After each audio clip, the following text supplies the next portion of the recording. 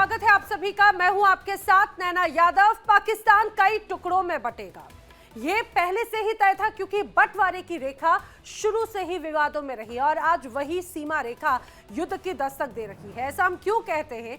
दरअसल आज बीएलएफ ने 6 पाकिस्तानी सैनिकों को ढेर कर दिया, यानी कि अब पाक का बंटवारा होता हुआ नजर आता है क्योंकि बीएलएफ जो बलूचिस्तान आर्मी का एक हिस्सा है, उसने एक बार फिर से हमले को अंजाम दिया है।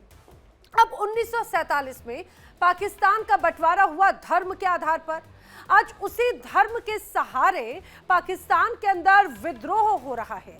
शाहबाज मुनीर पर वहां के आवाम के नरसंहार के आरोप लग रहे हैं। वहीं पाक के कुछ हिस्सों में सीमा और संस्कृति पर बगावत शुरू हो चुकी है। बलूचिस्तान पाक से आजाद होना चाहता है। बलूच समर्थकों की आजादी की लड़ाई निर्णायक मोड़ पर है, तो वहीं दूसरी तरफ टीटीपी भी पाकिस्तानी सेना पर हमलावर है। धमाके ऐसे होते हैं कि मुनीर के सैनिकों के चीथड़े उड़ जाते हैं। पाक सेना के जानी दुश्मन टीटीपी के लड़ाके हैं और अब तो तालिबान ने भी ऐलान कर दिया कि डुरूंड लाइन पर पाक की दखल बर्दाश्त नहीं होगी। पाकिस्तान के भीतर इस्लामाबाद, लाहौर जैसे शहरों के पास में भी अब टीएलपी ने शहबाज सरकार के खिलाफ झंडा बुलंद कर दिया है। अमेरिका पस्त मुनीर शहबाज पर मुसलमानों के साथ में गद्दारी का इल्जाम एक तरह से चस्पा कर दिया गया है। आपको बताते हैं कि कैसे पाकिस्तान मुसीबतों से घिर चुका है। चाहे जितनी भी कोशिश कर ली जाए शहबाज और मुनीर, लेकिन पाकिस्तान के बंटवारों को रोकना अब मुश्किल ही नहीं बल्कि नामुमकिन सा लगता है। कैसे पाक घिर चुका है, आइए मैं आपको जरा समझाती हूँ कुछ ग्राफिक्स के जरिए। गृह युद्ध जैसे आसार नजर आते हैं, बीएलए का रौद्र रूप नजर आता है, पीओके मांगे आजादी जैसे लगातार नारे सुनाई देते हैं। इतना ही नहीं, बलूचिस्तान में विद्रोह की आग भी जमकर भड़क रही है। खैबर पख्तूनख्वा में टीटीपी का वर्चस्व नजर आता है। राजनीतिक अस्थिरता एक बहुत बड़ा इसका मसला है। महंगाई ने कमर तोड़ रखी है। चरम पर बेरोजगार यहां पर देखने को मिलता है। सेना सरकार में तकरार बड़े स्तर पर सीधे सीधे नजर आती है और विपक्षी पार्टियों का भी दमन धीरे धीरे कर होता हुआ नजर आता है। आपको यह भी जानना चाहिए कि टीटीपी जो पाकिस्तानी सेना का सबसे बड़ा दुश्मन है, वो आखिर चाहता क्या है और आखिर इसका निर्माण कब हुआ, ये बना कब। दरअसल टीटीपी 2007 में जिसका गठन हुआ, अफगानिस्तान में एक तरह से वो सुरक्षित है। अफगान तालिबान से वैचारिक संबंध इसके माने जाते हैं और समझिए 2021 में काबुल में इसकी वापसी हुई थी, तालिबान की वापसी हुई थी। टीटीपी हमले पाक में और भी तेज इस बीच हो चुके थे। खैबर पख्तूनख्वा में सबसे ज्यादा हमलों की तस्वीरें नजर आई। अमेरिका समर्थित नीतियों का विरोध लगातार टीटीपी की तरफ से किया जाता रहा है। टीटीपी लगातार आत्मघाती हमले करता रहा है। बम धमाके टीटीपी की एक बड़ी पहचान है और वही तस्वीरें पिछले कुछ वक्त में पाकिस्तान से लगातार देखने को मिली। अब टीटीपी का मकसद क्या है, यह भी आपको समझना चाहिए। दरअसल टीटीपी का पाकिस्तान में शरीयत लागू करना सबसे बड़ा मकसद है। पाक सेना, पाक सरकार उन्हें इस्लाम विरोधी ये टीटीपी के लड़ाके मानते हैं। पाक सेना को मुख्य दुश्मन टीटीपी घोषित कर चुका है। इतना ही नहीं, जो सीमावर्ती इलाके हैं वहां पर कब्जे की कोशिश भी लगातार टीटीपी की तरफ से की गई। ड्रोन हमलों के खिलाफ में उग्र एजेंडा इनका नजर आता है। तालिबान स्टाइल शासन एक तरह से ये लाना चाहते हैं।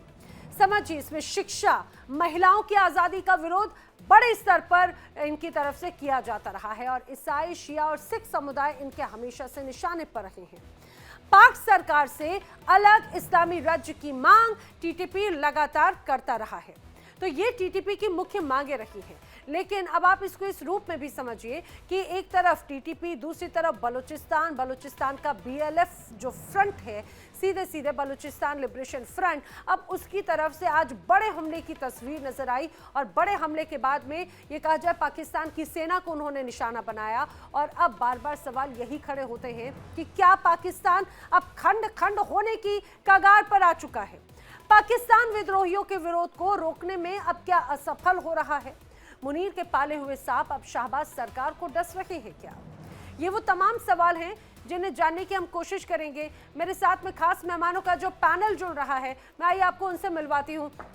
मैं आपको बता दूं कि मेरे साथ में इस दौरान जो खास मेहमानों का पैनल जुड़ रखा है, रिटायर्ड मेजर जनरल डॉक्टर जेके बंसल जी रक्षा विशेषज्ञ के तौर पर मेरे साथ में जुड़ रखे हैं, आपको नजर आ रखे हैं। रिटायर्ड कर्नल संजीव मलिक जी बतौर राजनीतिक विश्लेषक मेरे साथ में जुड़ रखे हैं। Retired major doctor Ali Shah बतौर रक्षा विशेषज्ञ हमारे साथ में जुड़ रखे हैं, और जल्द ही मेरे साथ में पाकिस्तान से पत्रकार भी जुड़ेंगे, उनसे भी आपको मुलाकात करवाऊंगी। फिलहाल आप सभी का बहुत बहुत स्वागत है इस चर्चा में। मैं शुरुआत संजीव मलिक जी आप ही से करना चाह रही हूं। जिस तरह से लगातार बड़ी अस्थिरता का दौर पाकिस्तान में नजर आ रहा है, अब बीएलए के बाद बीएलएफ भी सक्रिय है, हमला किया, क्या ये जो अलग अलग विरोधी गुट हैं और विद्रोह है, क्या पाकिस्तान उसको समझने में और शांत कराने में असक्षम नजर आता है क्या? थैंक यू नारा ma'am for inviting me, and सभी पैनलिस्ट को मेरा नमस्कार। नैना मैम देखिए, ये पाकिस्तान जो खेल रहा है ये उसी की राजनीति का, उसी की रणनीति का, जो उनके लिए वो समझते थे कभी हमारे लिए बहुत दूर का मील का पत्थर साबित होगा, ये उसका रिजल्ट है। मैं आपके प्रोग्राम में भी आता रहा हूँ और ये कहता रहा हूँ कि तक पाकिस्तान बहुत दूर नहीं है गृह युद्ध से, और गृह युद्ध की जब स्थिति आती है ना, उसके बहुत सारे कारण इकट्ठे होते हैं, कोई एक कारण नहीं होता है। अब आते हैं, चलो मैं उसको अलग रखता हूं, अब मैं आता हूं कि पाकिस्तान घिर कैसे गया है। देखिए, पाकिस्तान ने जो बीज बोए थे, जो उसने बबूल के पेड़ लगाए थे कभी, और जिनको समझ रहा था कि मेरे लिए ये बबूल के पेड़ बड़ा अच्छा फसल साबित होंगे, वो उसने टारगेट किया था भारत को। लेकिन आज वो उसी के अहाते में आकर उसको बार बार चुभ रहे हैं और उसको ऐसा घायल कर रहे हैं कि उसको समझ नहीं आ रहा कि मैं इस पेड़ को काटूं, और काटूं तो कहां से काटूं। टीटीपी हो या तालिबान हो या फिर उनका बलूचिस्तान लिबरेशन आर्मी हो या बलूचिस्तान लिबरेशन फ्रंट हो, बलूचिस्तान को मैं 5-6 दिन पहले मेरा अपना आकलन ये था कि बलूचिस्तान की तरफ से जो एलिमेंट्स है वो वेट कर रहे हैं बर्स्ट होने का। अब मेरे ख्याल से बलूचिस्तान के जो वहां पर जो बीएलए ने अटैक किया है, ये भी उसका छोटी सी शुरुआत है। पाकिस्तान ने जो अपने अहाते में जो सांप पाले थे, अब वो छोटे सांप के बच्चे हैं ना, वो सपोले, वो आज बहुत बड़ा नाग और बहुत बड़े अजगर का रूप धारण कर चुके हैं, इनको निकलने के लिए तैयार है। इन्होंने कभी ध्यान नहीं दिया कि अपने घर को सुधारें। अपनी फॉरेन पॉलिसी में इन्होंने टेररिज्म को लाया, अपनी फॉरेन पॉलिसी में इन्होंने धर्म को लाया। मैम एक चीज बताओ, जब भारत का विभाजन हुआ, हमने इनको एक वो टुकड़ा दिया जिसको बेसिकली जो मेनली पंजाब था, सिंध को और बलूचिस्तान को उन्होंने बाद में अपने साथ अनेक्स किया। बलूचिस्तान तो आना भी नहीं चाहता था कभी इनके साथ, लेकिन चलो जैसे भी किया इन्होंने, जो चीज धर्म के आधार पर विभाजित हुई है, क्या आपको लगता है कि वहां कभी शांति आ सकती है? कभी नहीं आ सकती। ये अपने आप को बड़े बड़े मसीहा शांति दूत बोलते हैं। मैम ये लोग, दूसरा पॉइंट मैं ये कहना चाहता हूं, जो लोग दूसरे का हथियार बनते हैं, दूसरे का टूल बनते हैं, वो कभी अपनी देश की दिशा नहीं तय कर सकती, अपनी पॉलिसी वो नहीं बना सकते। इन्होंने भारत को केंद्रित करते हुए पिछले इतने सालों में अपनी टेररिज्म, धर्म, उन्मादता, कट्टरवाद, इन सब का एक बहुत बड़ा अच्छा घोटा तैयार किया है और सब वहां की जनता को पिलाया है। ठीक है, बर्बाद हो गई है। मुझे दुख होता है पर्सनली, यहाँ पे पाकिस्तान को मेहमान भी नहीं है, मुझे दुख होता है कि वो भी इस दुनिया की मेन स्ट्रीम का हिस्सा नहीं बने हैं। जहां पे जाके इनकी रिलायबिलिटी देखिए ना, इनकी हरकतों की, इनके पाकिस्तान के यानी प्रीमियर तक की यानी तलाशी कैसे होती है, मुझे कहने की जरूरत नहीं है, आप तो पत्रकार है, आपको सब मालूम है। इन लोगों के पासपोर्ट की वैल्यू क्या है, इन लोगों की मॉनेटरी जो इनकी जो रुपया है उनकी वैल्यू क्या है। मैम ये बनाते क्या है, ये दुनिया को देते हैं, ये बनाते हैं, यस बनाते हैं, टेरर बनाते हैं मैम, पैदा करते हैं, उन्मादी पैदा करते हैं, कट्टरवाद पैदा करते हैं, और क्या करते हैं, दुनिया को देते क्या है, जो दुनिया इनसे दोस्ती का हाथ बढ़ाए, दुनिया को यही बात हो जाती है सर। वैसे अब हमारे साथ में पाकिस्तान से senior journalist doctor Sajjad Bukhari भी जुड़ चुके हैं। सज्जाद बुखारी, आपका भी इस चर्चा में बहुत बहुत स्वागत है। मेरे साथ में अन्य पैनलिस्ट भी मौजूद हैं, मैं उनका रुख करूं, लेकिन सज्जाद बुखारी आप ही से ये सवाल, जिस तरह से अभी हमने देखा कि बीएलएफ ने भी आज एक बड़ा हमला किया और उसमें भी पाकिस्तान की जो सैनिक हैं उनको काफी ज्यादा डैमेज किया है, क्या ये मान ले कि पाकिस्तान में एक नहीं बल्कि कई पाकिस्तान है, चाहे बात सिंध हो, बलूचिस्तान हो, केपीके हो, पंजाब, जिनके हित आपस में टकरा रखे हैं और ये इसी को लेकर अब विद्रोह की आग में लगातार झुलसते नजर आते हैं? नैना जी बहुत शुक्रिया, आप सबको आदाब अर्ज़ हो पाकिस्तान के पैनलिस्ट की जानिब से। और मैं आपके जवाब से पहले जो है वो चाहता हूँ कि एक कंसिस्टेंट जो है वो डिस्कशन होनी चाहिए और डिसाइसिव जो है रिस्पॉन्ड जो है वो जरूरी होता है। तो मेरे भाई अभी थोड़ी देर पहले रेलिवेंसी की बात कर रहे थे कि पाकिस्तान में रेलिवेंट हो गया है। पाकिस्तान क्या बना रहा है, पाकिस्तान जो है मैन्युफैक्चरिंग में इस टाइम पाकिस्तान दुनिया के 11वें नंबर पर आया हुआ है। पाकिस्तान इस वक्त JF-17 थंडर समेत जो है टेक्टिकल शॉर्ट रेंज के वेपन समेत बहुत कुछ बना रहे हैं। आपके पास कोई इंजन भी नहीं होते हैं, आप अपना जरा सोचें। और पाकिस्तान कहाँ कहाँ एग्जिस्ट करता है। पाकिस्तान इस वक्त जो है इजराइल और हमास के दरमियान जो है वो TORs बनाने में पाकिस्तान कलीदी किरदार अदा कर रहा है। पाकिस्तान का इस वक्त यूरोपीय यूनियन में और EU में पाकिस्तान का जो आप किरदार है वो आप देख लें। पाकिस्तान इस पूरे खिते में जो है वो एक बड़ा स्ट्रेटेजिक जो है वो इम्पोर्टेंस रखता है। आप रेलिवेंट्स की बात करें तो इररेलिवेंट तो आप हो गए हैं। आपका तो इवन के अपने पड़ोसी जो है वो बांग्लादेश के साथ भी आपके अच्छे रिलेशन नहीं है, अमेरिका के साथ भी आपके अच्छे रिलेशन नहीं है। अभी आप बार बार जो है वो तलवे चाट रहे हैं, कभी अफगानिस्तान के तलवे चाटते हैं, कभी चीन के पास आप भाग के चले जाते हैं। ये तो आपके जर्नलिस्ट कह रहे हैं, ये तो आपके एंकर्स कह रहे हैं, ये तो आपके जो राइटर्स है वो कह रहे हैं। जहां तक बात रही बलूचिस्तान के हवाले से बात की, तो देखिए मैं आपको एक बात बताऊं, पूरे मुल्क में दुनिया की किसी भी स्टेट में इस तरह की जो है वो प्रॉक्सीज भी सरगर्म अमल रहती हैं। पूरी दुनिया में ये सब कुछ होता है। आपकी तो 22 से ज्यादा स्टेट्स में इस वक्त सेपरेटिस्ट मूवमेंट चल रही है। लद्दाख का भी हालिया वाकया, मिजोरम, नागालैंड वगैरह के वाकयात आप देखते हैं। हमारे यहाँ इस तरह की कोई भी चीज नहीं है। आपके मामलात का मुकदमा जो है वो तो अक़वाम मुत्तहिदा की टेबल पर पड़ा है, सिक्योरिटी काउंसिल की टेबल पर पड़ा हुआ है। हमारे यहाँ तो कोई भी हमारा मुकदमा किसी UN की किसी फोरम पे, किसी जेनोसाइड वॉच पे, किसी जो है इंसानी हकूक की काउंसिल में हमारा मुकदमा नहीं पड़ा हुआ। हमारा जो है वो छोटे मोटे मामलात हैं, कबायली इश्यूज भी बहुत सारे बीच में हैं। तो सिब्बी में जो है वो एक दहशतगर्दी का अलमनाक वाकया हुआ था जिसमें 5 जो फितनतुल हिंदुस्तान थे उनको जो है वासिले जहन्नम किया गया है। उनको उनका वीजा और टिकट जारी कर दिया है जहन्नम का। तो ये जहन्नम के टिकट और वीजे जो है वो हमारी फोर्सेस जारी करती रहेंगी। इंटेलिजेंस बेस्ड ऑपरेशन और क्लियरेंस ऑपरेशन भी जारी है। और आपको भी अच्छी तरह पता है, चाहे BLF हो, BLA हो, BRA हो, या जितनी भी सेपरेटिस्ट मूवमेंट्स सो कॉल्ड जो हैं उनके वो आप लोग आका बने हुए हैं उनके, वो वहीं पे आते हैं, पता नहीं कोई राम वाम करते रहते हैं, वहीं पे जो है सजदा नगू होते हैं। तो मैं ये समझता हूँ कि पाकिस्तान जो है वो हमेशा की तरह आज भी मैं आपके साथ वही बात करूंगा कि हम ये चाहते हैं, हमारी ये ख्वाहिश है, ये हमारी मंशिया है, ये हमारी आइडियोलॉजी है कि हम नेबर कंट्रीज के साथ जो है अफवाम तफहीम से मामलात को आगे बढ़ाना चाहते हैं, हम इकट्ठे रहना चाहते हैं। देखिए हमारी भाषा कितनी आपस में मिलती है। अब हम गुफ्तगू कर रहे हैं, कितनी अच्छी गुफ्तगू हो रही है। मुझे लगता है कि देखिए अब आपको अब आज आपत्ति नहीं होनी चाहिए। आप अक्सर ये कहते हैं कि आपको बोलने का मौका नहीं दिया जाता। आपने भले जितने भी मिसफैक्ट्स आपने पेश किए, लेकिन फिर भी मैंने आपको यहाँ पे आज पूरा मौका दिया बगैर किसी इंटरव्यू के। अब आपने बात कही, सुनिए अब मैं बताती हूँ। आपने कहा आपके जो राज्य हैं वो उसमें से 22 राज्य जो हैं अलग होना चाहते हैं। 28 राज्यों में से 22 राज्यों को आप अलग करना चाहते हैं। 8 यूनियन टेरिटरीज को अभी मैं नहीं काउंट करी। आखिर कौन कौन से राज्य, क्या गुजरात अलग होना चाहता है, राजस्थान अलग होना चाहता है, मध्य प्रदेश अलग होना चाहता है, कौन सा राज्य? आपने जम्मू कश्मीर में ऐसे हालात पैदा करने की कोशिश की। वहां की आवाम तो बार बार कहती रही है कि भैया हमें पाकिस्तान के साथ नहीं जाना। जो दहशतगर्दी फैलाने की कोशिश की जाती रही है ना, अब आप जाकर देखिए। और आप अगर बाकी राज्यों की बात करते हैं तो अंदरूनी मामले में आपको बता दूं, वहां पर भी जितने अच्छे से इंडिया उन सारी चीजों के साथ में इतना बैलेंस्ड होकर सारी चीजें नजर आती है ना, पाकिस्तान को तो इस मुंह से कभी बोलने भी नहीं चाहिए। अली शाह जी आपकी बात पे रिएक्ट करना चाह रहे थे।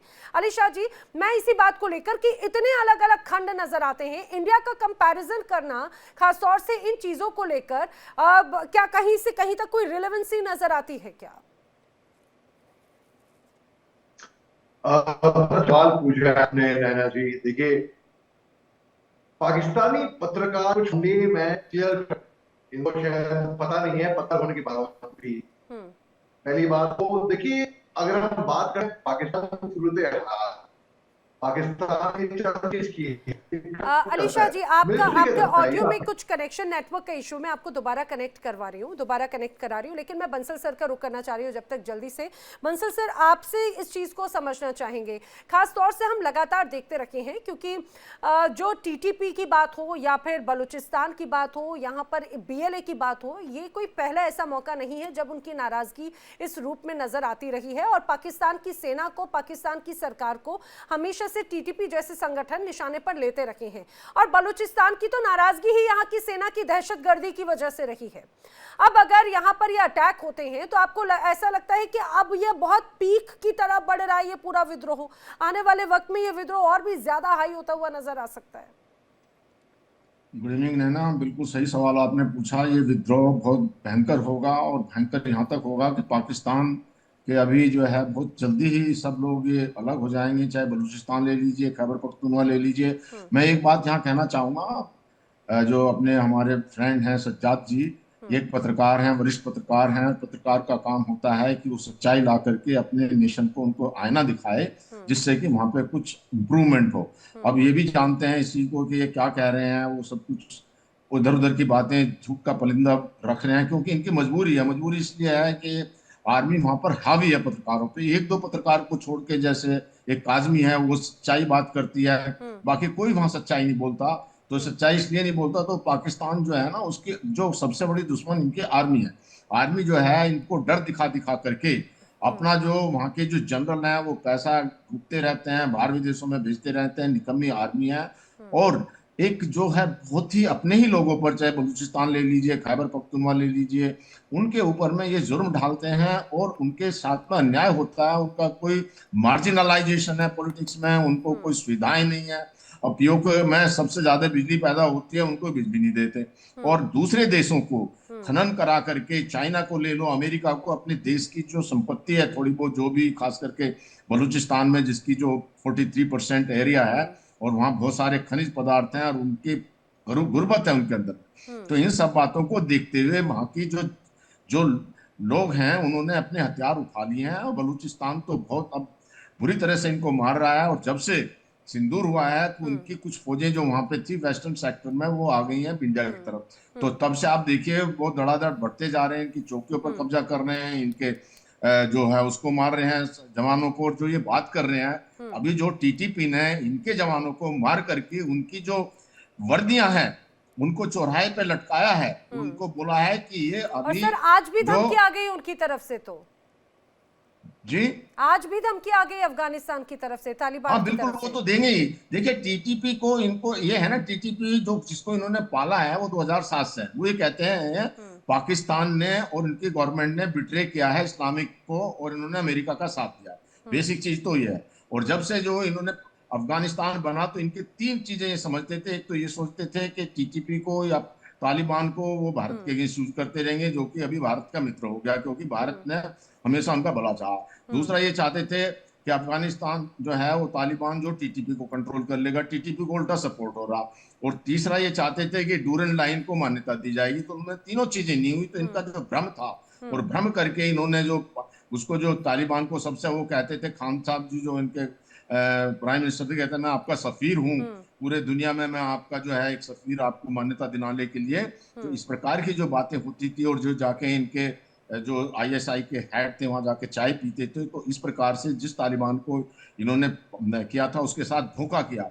जब तालिबान में जो परेशानी थी, वहां उनको मदद की जरूरत थी, जब भारत यहाँ से मदद भेजता था, इन्होंने ट्रक नहीं जाने दिया उनके पास में। तो जब इनकी ऐसी अपने, और जो बात करते हैं धर्म के नाम पर, और धर्म के नाम पर तो वो जो जो इनके मुनीर साहब हैं वो कहते हैं कि ये धर्म के नाम पर बना है, और आया उनके उसकी पूरा उसकी बना हुआ है ये आयतों पर।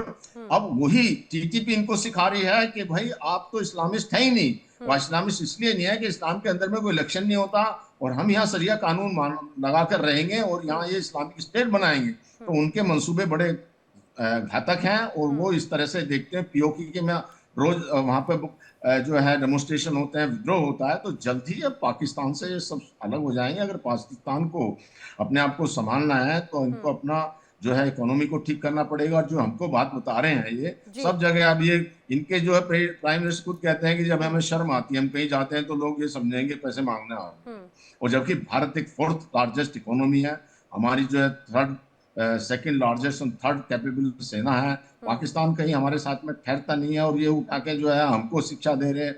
और जो बातें करने को तो कुछ भी कह देंगे, जो मर्जी कहते रहे, लेकिन एग्जैक्टली सर, यही बात हो जाती है कि कई बार मिसफैक्ट्स इस रूप में आ जाते हैं।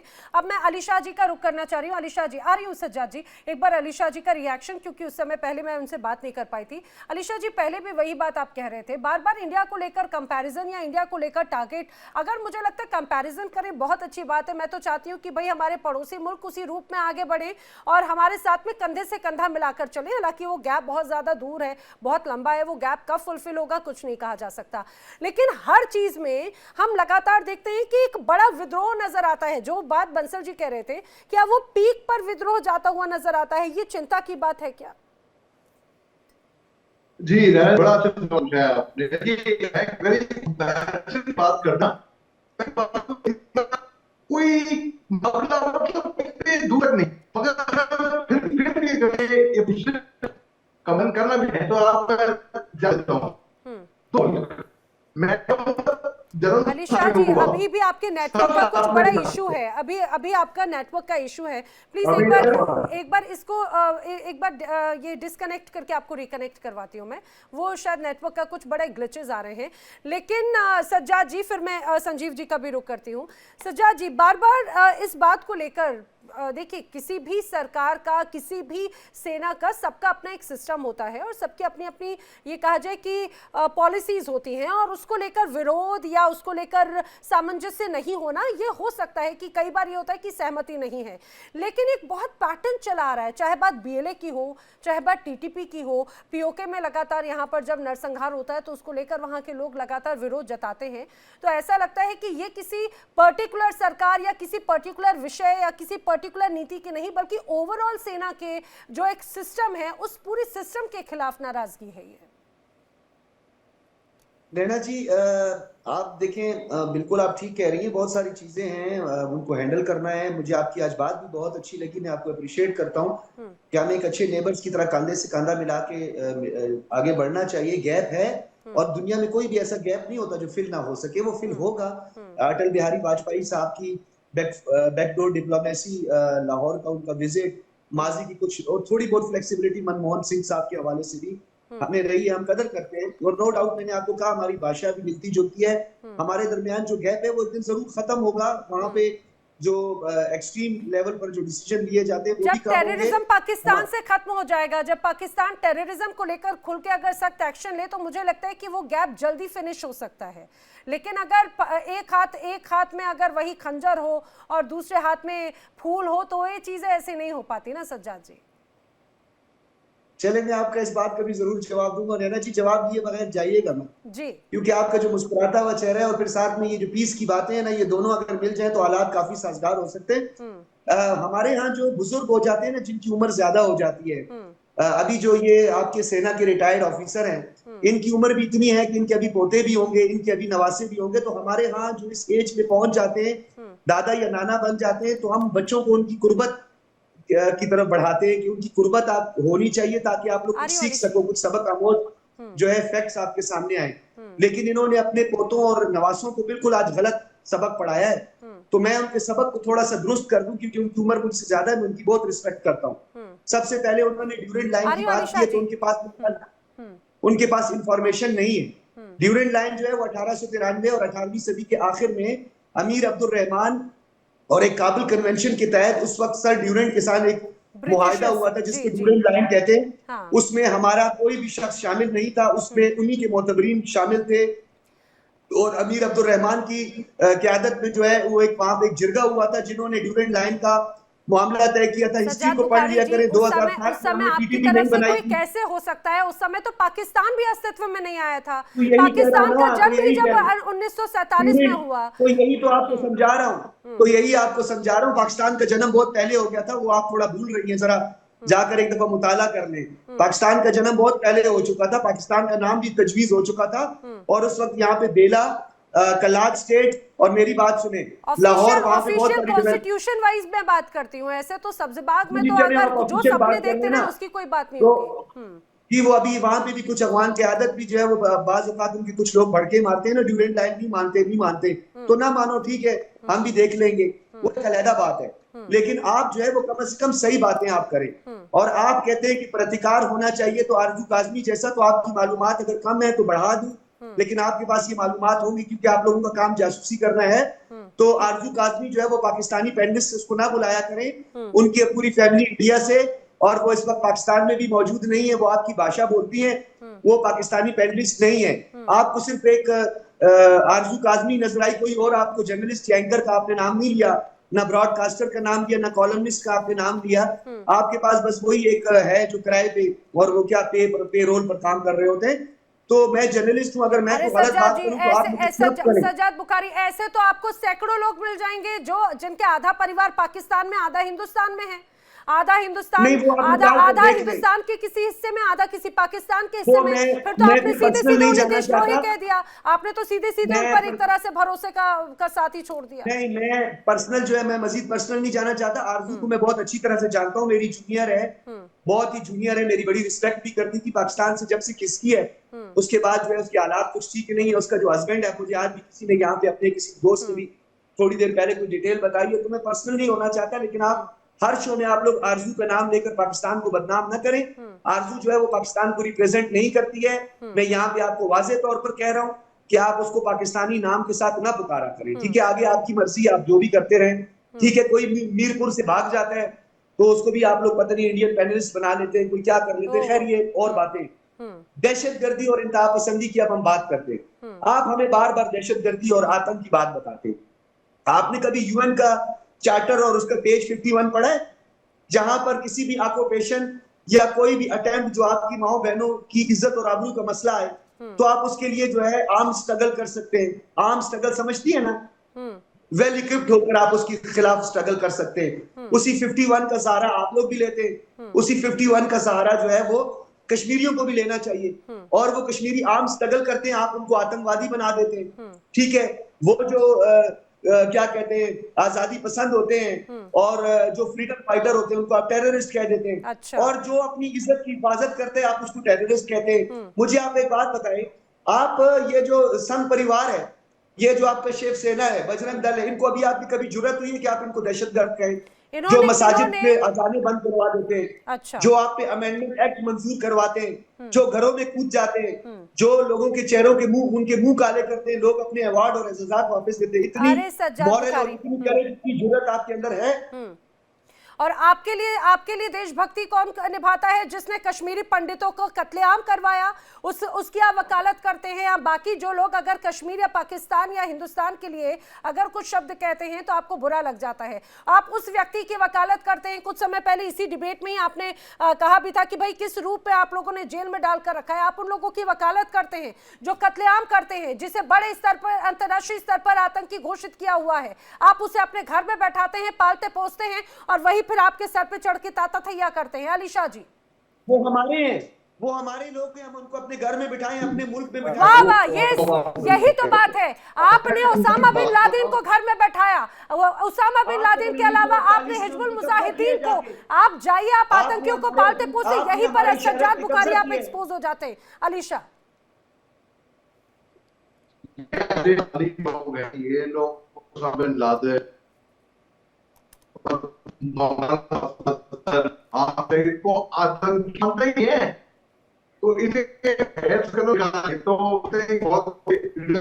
के लिए अच्छा आप उनके तुलना नहीं हुए बड़े बड़े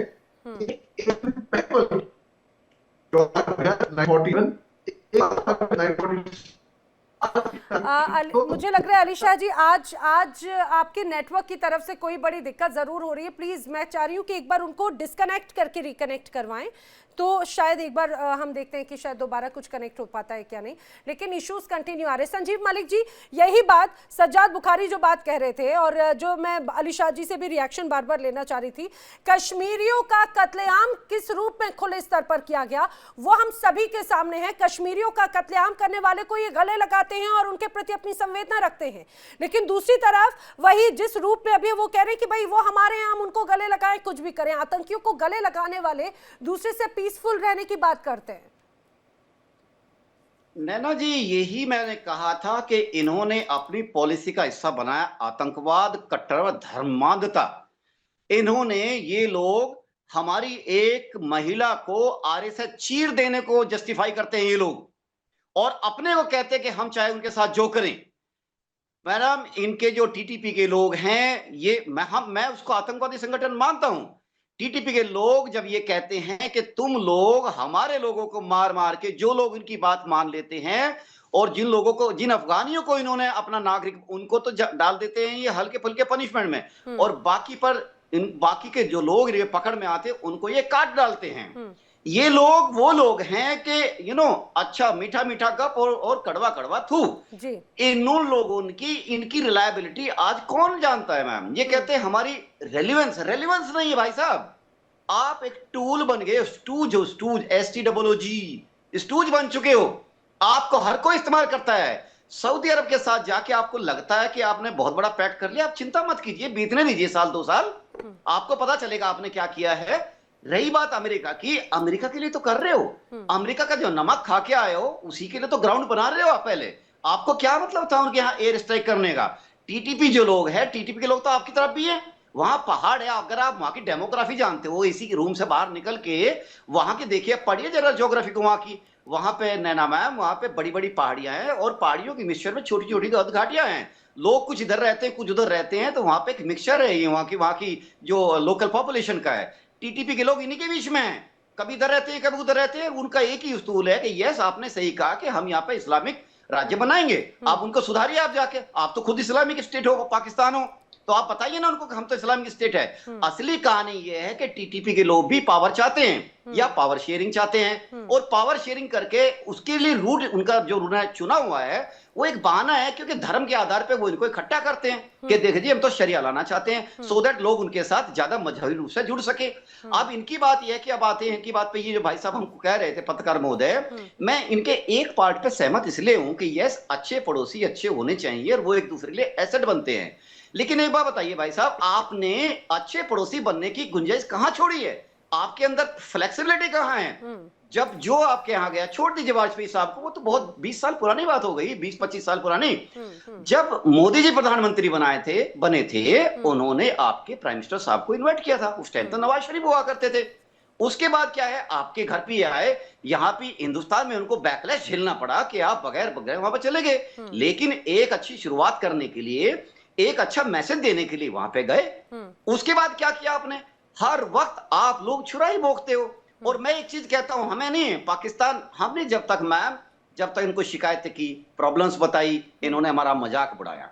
जब इन्होंने आतंकवादी भेज के, अपने पिट्ठू भेज के हमारे यहाँ पे लोगों को कत्ल गारत करवाए, तब तक हमने इनको डोजियर दी, इन्होंने डोजियर मांगे, इन्होंने डोजियर पे बैठ के वहां पे हमारे नमकीन और समोसे खाए, हमारा मजाक बनाया। यहां तक कि हमने अपने जो हमारा पठानकोट में हुआ था, इन्होंने कहा नहीं हमें बदलाइए, हमें शामिल कीजिए, हम आपको मदद करेंगे। कॉन्फिडेंस बिल्डिंग मेजर के तहत इनकी ISI के नुमाइंदे को भी शामिल किया गया। दैट वाज ए गवर्नमेंट का एक ही तरीका था, ठीक है शामिल करते, चलो हमारे पड़ोसी हैं तो लेट्स सी इनका। उसके बाद क्या हुआ मैम, क्या दिया इन्होंने हमको रिजल्ट? बार बार पीठ में छुरा। आप इनको हीरा दे लीजिए, इनको चांदी दे लीजिए, सोना दे लीजिए, ये सोने का इस्तेमाल अपनी अर्थव्यवस्था के नहीं लगेंगे, ये सोने का भी खंजर बनाएंगे और उस हिसाब से आकर के आपको बार बार वहां पे हिट करेंगे जहां पे आपको सबसे ज्यादा दर्द होता है। कश्मीर की बात करते हैं, एक मिनट मैम, मुझे लगता है तकलीफ तो सबसे ज्यादा दिल पर होती है ना, क्योंकि पाकिस्तान को हमेशा अपना माना सर, पाकिस्तान को हमेशा अपना माना। और अभी भी जो सज्जाद बुखारी जी से मैंने जब यही सवाल पूछा तो उस पर भी वो पाकिस्तान के आतंकियों को कह रहे भाई हमारे अपने हम गले लगाएंगे। यासिन मलिक इनको प्यारा लगता है, हिजबुल मुजाहिदीन इनको प्यारा लगता है, सैयद सलाउद्दीन इनको प्यारा लगता है, जब ऐसे तमाम ओसामा बिन लादेन इनको प्यारा लगता है। साहब इसी वजह से तो पाकिस्तान इस रूप में जड़ रहा है। अली शाह जी एक बार प्लीज, मैं फिर से कनेक्ट करने की कोशिश करती हूँ जी। तो मैं ये कहने की चाहता, देखिए वो 7 लोग करा, एक 14 अगस्त 1947, एक 15 अगस्त 1947 जी। अब दोनों मुल्क चल रहे हैं, एक मुल्क आगे चल रहा है, दूसरा मुल्क भी चल रहा है, लेकिन पीछे को चल रहा है। 1951 में इनके पहले वजीर आजम लियाकत अली खान का असैसिनेशन हो जाता है। 1951 में पाकिस्तान IMF ज्वाइन करता है, क्योंकि इनके जो वर्ल्ड फंड्स, इकोनॉमी गिर रही थी, इनकी डिप्लीटिंग थी। कितने कर्ज हैं अब तक IMF से और कितने बार डिस कर चुके हैं, और फिर भी पिछले साल 1 फरवरी से लेकर 10 फरवरी तक 10 मेंबर की टीम आई थी IMF से कर्ज देने के लिए, इनकी मदद करने के लिए, लेकिन कोई कंक्लूजन हो नहीं पाया। उन्होंने कहा हम जूम पे मीटिंग कर लेंगे, कोई बात नहीं। डोनाल्ड ट्रम्प साहब ने अभी ऑप्शन टाइम पे इनको कर्जा है, वो अलग बात रही। आप देखिए इनकी जो सरकार है वो कठपुतली सरकार है, बिल्कुल नाचने वाली कठपुतली सरकार। वो मिलिट्री के बने उस पे नाचती है, बिल्कुल फुन फुन करके नाचती है। अब आप पर ये सजा साहब, आपकी मजाक उड़ा रहा हूं मैं, आप ही नाचे मैं यहाँ पे नजारा नाच रहे हैं। खैर, तो इनको आप देखिए, जनरल अयूब खान, वो भी फील्ड मार्शल थे, जंग हारने के बाद अपने आप को इन्होंने प्रमोट किया, अपने आप को इन्होंने फील्ड मार्शल घोषित किया। वो लेकर आए थे जुल्फिकर अली भुट्टो को, जो कि इतने पावरफुल हो गए कि पूरा पाकिस्तान इनको डैडी डैडी के नाम से बोलने लग गया था। बाद में मिलिट्री ऑर्डर के तहत, हाई कोर्ट ऑर्डर के तहत पाकिस्तान की मिलिट्री ने इन फांसी पे चढ़ाया। आप देखिए एग्जाम्पल जियाउल हक का, जनरल जियाउल हक, जो कि फंडामेंटलिस्ट माने जाते हैं, वो लेकर आए थे नवाज शरीफ को 1980 में। Nawaz Sharif finance minister of Pakistan भी थे, उनको लेकर आए, उनको भगाया। उसके बाद फिर इमरान खान, जनरल बाजवा, सब जानते हैं, बाद में इमरान खान को भी वहां से उठना पड़ा, जेल में बंद है अब तक वो। तो ये लोग इतने गली हैं, मैं कह रहा हूं कि अभी मेरे को डर नहीं लगेगा, ये बात नहीं है, मेरे को बिल्कुल भी डाउट नहीं हुआ कि अगर जनरल आसिम मुनीर एक कूप कर शहबाज शरीफ साहब को बोलते हैं भागो यहाँ से, तो शहबाज शरीफ साहब भागेंगे वहां से। और इनकी मजबूरी में पाकिस्तान कितने पत्रकारों को घायल हुआ है, कितने पत्रकारों को साइलेंस किया है। ये है बेसिकली सजाद भाई जो है ना, वो बेसिकली है डरपोक। वो डर रहे हैं कि अगर वो कुछ बोल दे, अगर सच्ची बात बोल दे, देखिए पत्रकार का कहना है, पत्रकार होना चाहिए एक निष्पक्ष, बिल्कुल, कोई जो सच्चाई है वो आईना दिखाए सरकार को। सजाद भाई कर रहे हैं। और दूसरी बात है, ये क्या बात है ना, इनको इतना भी वो नहीं है, इतना भी लिहाज नहीं है कि हमारे सीनियर ऑफिसर्स के आगे कैसे कंडक्ट करना है पत्रकार को। इस पत्रकार को वो तक नहीं मालूम कोड ऑफ कंडक्ट। तो ये क्या मिलिट्री करेगा भैया? ये पाकिस्तानी जो है 99 में मिलिट्री मैन, फौजी पाकिस्तान के चोरों छुपी आते हैं कारगिल के अंदर, मफ्ती के अंदर, सिविल ड्रेस के अंदर, और मार जाने पे बोलते नहीं हमारे नहीं है, हम नहीं जानते इनको, जो मर्जी करो करो। हमारे एक ब्रिगेडियर साहब थे, उन्होंने इनके ऑफिस को जो कि परमवीर चक्र होता है, उसे नवादा, क्योंकि उन्होंने साइट लिखी थी। तो आप ये बताइए, बेशर्मी नहीं हुई तो कोई, अरे सिंदूर में पूरी दुनिया देखा। अरे लेकिन अली शाह जी, आधी से ज्यादा चीज तो यही पर बात खत्म हो जाती है ना। जैसे ही, क्योंकि सज्जाद बुखारी से जब मैंने सवाल आतंकियों को लेकर पूछा है तो कहते हैं हमारे मसले हैं, हमारे लोग हैं, बंसल साहब। वही बात हो जाती है, हाफिज सईद हो, यासिर मलिक हो, सईद सलाउद्दीन हो, हिजबुल मुजाहिदीन हो, ऐसी तो एक लंबी फहरिस्त है आतंकी संगठन जो पाकिस्तान समर्थक हैं, और ऐसे तमाम आतंकी जो अभी भी पाकिस्तान की सेना, पाकिस्तान की सरकार की छत्र छाया में वहां पर फल फूल रहे हैं। वो ऐसे आतंकी जिन्हें पूरी दुनिया ने अंतर्राष्ट्रीय आतंकी घोषित कर रखा है, इंटरनेशनल टेररिस्ट, और उनको जब वो गले लगाते हैं तो ये वही तो उनके पाले हुए सांप है जो उनको डस रहे हैं अब। बिल्कुल, देखिए इनको चक्कर ये ना, पाकिस्तान है वो टेरर का एपी सेंटर है जी। इसको जो हिलेरी क्लिंटन ने बोला था कि जो आप सांप पाल रहे हो आपको काटेंगे। दूसरा जो अब सबसे बड़ी बात यह है कि जो इनके डिफेंस मिनिस्टर हैं मिस्टर ख्वाजा, उन्होंने बिल्कुल एक इंटरव्यू में साफ साफ किया है कि हाँ हमने टेररिस्ट रखे, और ये डर्टी जॉब जो है ना अमेरिका के लिए 30 इयर्स तक हमने किया। अब वही डर्टी जॉब दोबारा मतलब करते रहे, अब दोबारा करने के लिए वहां पे G Bansal sir, please to be continue जी। 30 इयर्स तक किया। तो अब एफएटीएफ की रिजल्ट की लिस्ट में ये है, इससे ज्यादा एविडेंस क्या हो सकता है? अभी इंटरनेशनल एविडेंस को भी हमारे जो दोस्त हैं, जो सज्जाद साहब हैं, ये उसको नकार रहे हैं, तो उसका तो कोई इलाज ही नहीं है। और देखिए पाकिस्तान की जो सेना अनप्रोफेशनल है, वो सिर्फ बिजनेस करती है, और उसका टेररिस्ट का भी कारण यह है कि ये डायरेक्ट युद्ध नहीं कर सकते भारत के साथ में, तो इन्होंने अपने प्रॉक्सी पाले हुए हैं। और जब भारत ने इनके 9 ठिकाने ध्वस्त कर दिए, तो अभी जो जैसे मोहम्मद जो है वो पहुंच गया है पख्तूनवा में अपने मदरसे खोलने के लिए। अभी भी जो एक लेटेस्ट रिपोर्ट है मेरे ख्याल से आज की, अभी भी 120 टेररिस्ट जो हैं, जो इंडिया टुडे की रिपोर्ट है, वो बॉर्डर पर इंतजार कर रहे हैं लॉन्च करने के लिए भारत के अंदर। और भारत सजा गया बिल्कुल एकदम, और इनकी सेना उसको जो अंदर लाने की कोशिश करेगी। तो अब बता दिया गया है भारत ने कि जो अगर कोई भी टेररिस्ट अटैक होता है इस तरीके जो साहस, तो ये समझा जाएगा कि ये सब कुछ जो है पाकिस्तान की गवर्नमेंट और उनकी सेना करा रही हो, डायरेक्ट अटैक उनके ऊपर होगा। तो ये जो है ना, वहां पर जो फौज है वो इतनी निकम्मी है।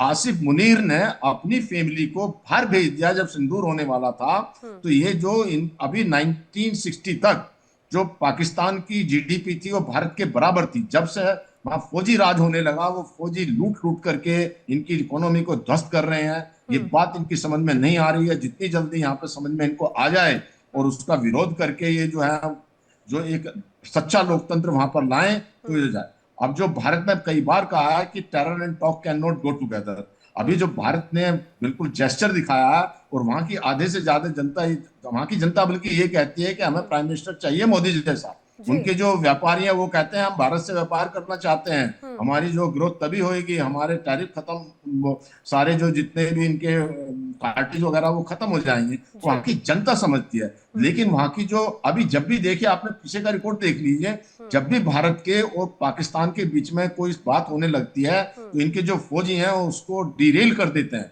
हम कुछ ना कुछ ऐसी एक्टिविटी करके उसको बढ़ने ही नहीं देते। तो इस बात को ये हमारे पत्रकार साहब नहीं समझ पा रहे, समझते हैं लेकिन कहना नहीं चाहते, और जो है इनकी जनता समझ नहीं चाह रही। वो समझ जाए तो तब पाकिस्तान का मुझे लगता है जो है जनता उद्धार भी हो। समझती है सर, जनता भी समझती है, लेकिन करे तो करे क्या, कहेंगे किसको, कहने वाला सुनने वाला आखिर कौन है? कहने वाले तो बहुत से लोग हैं, कहने वाले तो पीओके में भी हैं, बलूचिस्तान में भी हैं, और खुद पाकिस्तान के अलग अलग प्रांतों के साथ साथ इस्लामाबाद, लाहौर में भी बड़े स्तर पर है। सज्जाद बुखारी जी,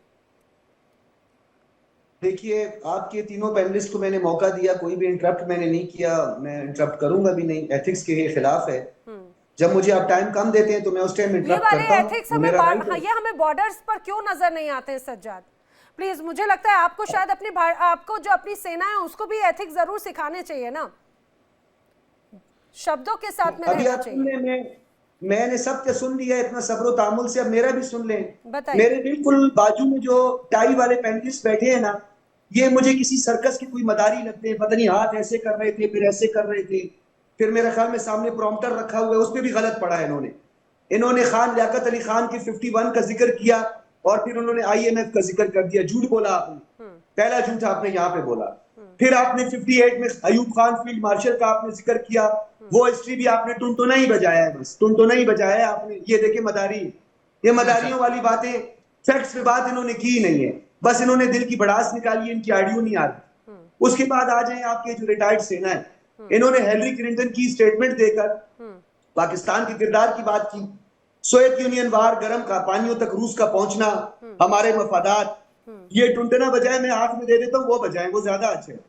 मैं हाथ में दे देता हूँ वो बजाएं, ये ऐसे ना बजाएं, सारी बुरी बात है, ये एथिक्स के खिलाफ है। ये जो आप टुनटुने बजा रहे हैं, फिर ये भी मैं करूंगा, ये करके यूं होगा, फिर फुस हो जाएगा, फिर यूं होगा, फिर ये 7 और ये फिर 0 होगा। अगर आपने इस तरह की डिस्कशन करनी है तो फिर मैं ये काम कर सकता हूं, लेकिन ये क्यों चिढ़ रहे हैं आप? क्यों चिढ़ रहे हैं आप अब बिना इंटरव्यू करे कोई भी आपको सिर्फ बोलने का मौका दे रहा है, आप अपनी बात तो पूरी कीजिए प्लीज। आप मुझे आप फैक्ट्स पर जो है वो मार्क दे, मैं आपको तब मानूंगा। आप फैक्ट्स पर, मुझे आप सब पैनलिस्ट से सवाल है, यासीन मलिक, आसिया अंद्राबी, आप खुश हैं? आप सज्जाद प्लीज, सज्जाद बुखारी प्लीज, ये क्या है? अगर ये क्या बिहेवियर है सज्जाद? देखिए, ये क्या बिहेवियर है कर रहे हैं, ये सज्जाद? डिरेल कर रहे हैं, आपको इंटरनेशनल जनता देख रही है, प्लीज आप एथिक्स की बात कर रहे थे, ये क्या तरीका है? ये बड़ा मिसबिहेव है, प्लीज क्या कर रहे हैं आप एक तरफ, आप प्लीज ये क्या तरीका हो जाता है?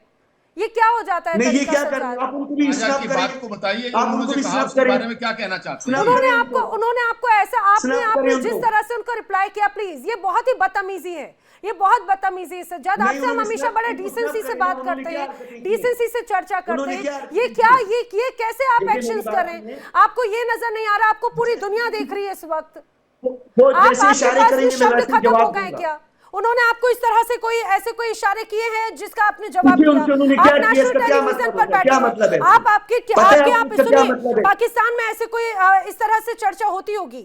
ये बड़ी बदतमीजी के साथ में चर्चा है। आपने उनके साथ नहीं की ये बात। प्लीज, मैंने किसी को कुछ नहीं कहा, मैंने किसी को कुछ नहीं कहा, आप इरिटेट हो रहे थे, आपको अपनी बात पूरी रखनी चाहिए। ये सर्कस चल रहा है, मदारी ये इस तरह की बातें करें। देखिए नैना जी, मैंने हमेशा आपके शो में टाइम दिया है और मैंने प्रॉपर बात की है, मैंने कोई इररिलेवेंट बात नहीं की है। मेरी बात सुने आप। लेकिन आपने देखिए मुझे आपने अभी उस पे पूरा पानी फेर दिया ना सज्जाद जी, आपने अभी पूरा पानी फेर दिया। ये क्या है, ये क्या कर रहे हैं? देखिए जरा उनकी हरकतें, उनको रोके ना आप। उनको क्यों स्टॉप नहीं कर रही है? डरती है वहां पे? अली शाह बोले जी, उनको ना। अली शाह जी, ये क्या चल रहा है? ये क्या चल रहा है? प्लीज, मुझे लगता है हर चीज की डिसेंसी होनी चली गई चाहिए। है। देखिए मैं आपको ये डिसेंसी होनी चाहिए, ये एथिक्स की बात होती है, मर्यादा की। ये बात की है, आप लोग सभी मेरे लिए सम्मानजनक माननीय, प्लीज मैं इसको इन सारी चीजों को बिल्कुल अलाउ नहीं कर सकती। आप भी मुझे ये जवाब दें, आप भी मुझे इस सवाल का जवाब दें। यासीन मलिक का नाम ब्लैक लिस्ट में है, उसका नाम इंटरनेशनल कोई टेररिस्ट लिस्ट में उसका नाम है। जम्मू कश्मीर में कश्मीरी पंडितों को मारने वाला कौन था? किसने कत्लेआम किया था? किसने एयरफोर्स के अधिकारियों को मारा था? प्लीज। और आप एक तो आप इस रूप में एक तरह से चर्चा करें, इस तरह से कोई चर्चा आगे नहीं बढ़ सकती। बंसल जी देखिए, चर्चा में एक जो है ना, यासीन मलिक के बारे में जरा इनको समझाइएगा सर प्लीज। मैं ये कहना चाहता हूं कि अभी सब लोग जो है जनता के लिए हम ये करते हैं, इंटरनेशनल कम्युनिटी के लिए करते हैं, सब समझदार हैं, वो सब जानते हैं कि हम क्या बोल रहे हैं। हम कोई अगर गलत बात बोलेंगे और जो है उसको वो एक्सपोज होएगा तो हमें बिल्कुल एक डेकोरम मेंटेन करना बहुत जरूरी है, और किसी भी तरह का कोई पर्सनल अटैक नहीं होना चाहिए। और देखिए, मैं तो ये कह रहा हूँ कि अगर इनको जवाब देना तो हमें इस बात का जवाब दें कि जो इनके डिफेंस मिनिस्टर ख्वाजा साहब ने एक इंटरव्यू में खुलेआम, वो रिकॉर्ड पर है, ये कहा था कि हम 30 साल तक डर्टी जो काम टेररिस्ट के लिए करते रहे हैं और वो हम उसके लिए उन्होंने एक्सेप्ट किया, तो उसका इनके पास में अगर कोई जवाब है तो ये जब इससे ज्यादा एक्सेप्ट हो गया तो अब ये इस बात को एक्सेप्ट मानने के लिए क्यों नहीं तैयार है, फिर भी उसकी सफाई क्यों दे रहे हैं ये। और अगर इनसे कोई सवाल पूछा जाता है तो ये उधर किधर की बातें करने लग जाते हैं, यासीन मलिक को ले आते हैं। ऐसा ना करके जिस तरह का कोई सवाल पूछा जाता है उसका जवाब दीजिए, तो वो जवाब देने पर अच्छा है। हम भी चाहते हैं कि हम ये भी कह रहे हैं कि भाई देखिए, वहां की जो जनता है वो अच्छी जनता है, उनके बिजनेस वाले अच्छे हैं, वो कहते हैं कि हम भारत के साथ में करना चाहते हैं व्यापार। और हम भी ये कह रहे हैं कि भाई terror and talk can not go together. अगर ये टेररिस्ट का रास्ता छोड़ दिया जाए तो भारत तो इनके साथ में बात करने को तैयार है, और असली मुद्दे को समझ नहीं पा रहे हैं। वहां की अपनी जो, ये तो खुलेआम, इसमें कोई डाउट ही नहीं है कि जो वहां की सेना है, मैं भी सेना में हूँ, कि वहां की सेना व्यापार करती है। और जो सेना में जो व्यापार करने का क्या मतलब होता है, या जो है जो इनके फील्ड मार्शल आसिफ मुनीर हैं, उन्होंने एक फोरम के अंदर जब इनके जो बाहर के लोग आए हुए थे, जो बाहर के लोग थे, उनके सामने इन्होंने धर्म का मामला आया, तो एक जो प्रोफेशनल आर्मी होती है वो खुलेआम ऐसे धर्म की बात नहीं करती है। तो इसलिए जो इनकी फौज जो है वो प्रोफेशनल फौज नहीं है। प्रोफेशनल फौज ना होने के नाते से ये सब कुछ हो रहा है, और इसको होने की वजह से इनको ये समझना चाहिए। और अब जैसे इनके यहाँ पे अभी फौज का जो डर खत्म हो गया है, तो एक क्रांति लाएं और फौज को ये बताएं कि भाई आप अपना प्रोफेशनलिज्म फौज करिए, और जो देश को जो है वो डेमोक्रेटिक तरीके से चुनी हुई सरकार चलाएगी। और जो अब ये बताइए, एक सवाल पूछा गया इनके जो पत्रकार से, ये पूछा गया कि भाई ख्वाजा का बॉस मुनीर है या मुनीर का बॉस ख्वाजा है, उसका जवाब नहीं दे पाए।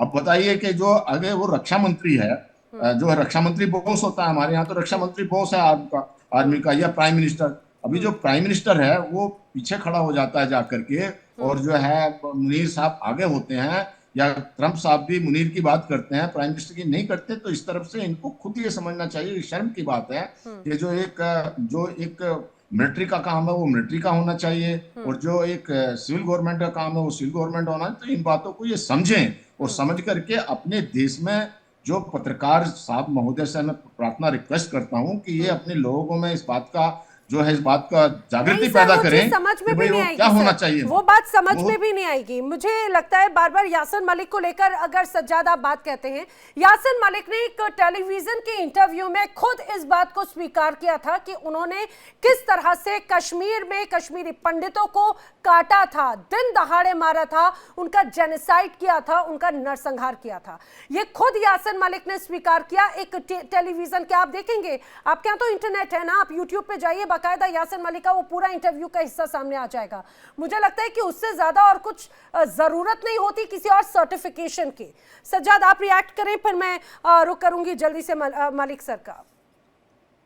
नैना जी देखिए, मैं बिल्कुल जो है फैक्ट्स पे बात करना चाहता हूं, मेरी ये ख्वाहिश है, लेकिन मैं आपको बताऊं, क्योंकि मैं भी एक मुल्क को रिप्रेजेंट कर रहा हूं, अगर कोई गंदे इशारे करता है तो मुझे उसको टिट फॉर टैट और जैसा मुंह वैसी थप्पड़ और नहीं, जोरदार थप्पड़ लगानी पड़ती है। लेकिन सज्जाद यासीन मलिक देखिए, का आप आपने सवाल नेशनल किया है। टेलीविजन पर बैठे हैं, आपको सिर्फ हिंदुस्तान नहीं पाकिस्तान की आवाम के साथ साथ 128 कंट्रीज में आप देखे जा रहे हैं।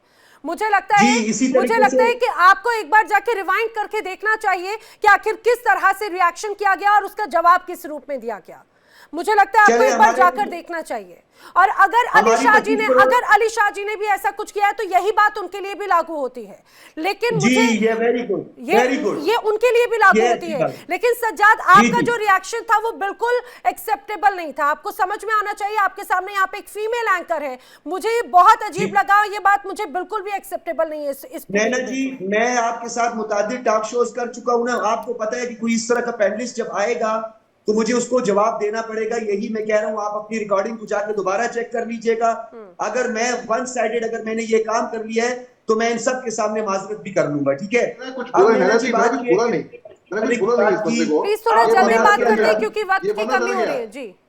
ये पता चल गया, वैसे ही हुआ था वो ऑक्सीजन के टाइम पे भड़के भाई नहीं, सफेद भड़के को नहीं। आतंकी हमला कराया हमारे पहलगाम। आप सर सर्कस में मदारी हैं, आप सर्कस में जाएं, आप मदारी हैं, आप एनालिस्ट के काबिल नहीं हैं। आप ये इशारे क्या करते बातें हैं, आप हो रही जाएं हैं वहां पे। सज्जाद जी? प्लीज, ये कैसा बर्ताव कर रहे हैं, मुझे समझ में नहीं आ रहा है। मैं बार बार कहती हूँ, आप हर बार मिसट्रैक्ट करते हैं। मैं फिर भी आपको बार बार सम्मान देती हूँ सज्जाद, हर बार मैं आपको सम्मान देती हूँ, लेकिन मेरी पैनल में मौजूद मैं किसी को भी इस रूप में किसी के डिसरिस्पेक्ट करने का बिल्कुल अलाउ नहीं कर सकती। मलिक जी, कोई please आपका last पैनलिस्ट reaction। ऐसा नहीं है बशमूल आप। मोना मैम, ये नहीं, बहुत दुख की बात है कि ये चीजें सुनने को मिल रही है। और ये पत्रकार महोदय है, देखिए मैं इज्जत करता हूं उनकी, नहीं वो अपने देश सज्जाद। को रिप्रेजेंट कर रहे हैं, अपने देश के सिटीजन हैं, अपने देश की जरूर बात करें। सवाल ये है कि इन्होंने जो एक आर्मी ऑफिसर के लिए, एक मेजर साहब के लिए जो शब्द इस्तेमाल किए, पहली बात तो वो इस्तेमाल नहीं करना बनता है। और दूसरी बात ये है सज्जाद महोदय, आपका पूरा रिगार्ड है, हम वो लेंगे जो वसुदेव कुटुंबकम की बात पे चलते हैं, पर चलो बात आपके आगे, इसको बात को पर्सनलाइज ना करें, ट्रिविलाइज ना करें।